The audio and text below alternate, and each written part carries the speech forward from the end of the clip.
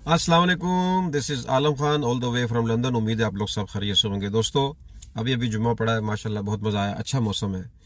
दोस्तों इस वक्त जो हालात चल रहे हैं पूरी दुनिया के, ज़रूरी नहीं है कि आप किसी भी कंट्री में रहते हो, महंगाई बहुत ऊपर चली गई है। तनख्वाहें लोगों की कम है और महंगाई ने कमर तोड़ के रख दी है। और हमारे स्पेशली पाकिस्तान के अंदर एक कमाने वाला होता है और 5-5 10-10 जो है खाने वाले हैं।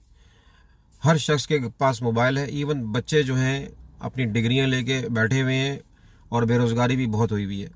तो उसका एक ही हल है दोस्तों, अगर आपने गारंटी इनकम डेली $30 कमाने हैं, डेली $30 और महीने के $900, ये 2 लाख रुपए से ऊपर की इनकम आप महीने में हर बंदा घर में बैठ के कमा सकता है जिसके पास स्मार्टफोन है और इंटरनेट है।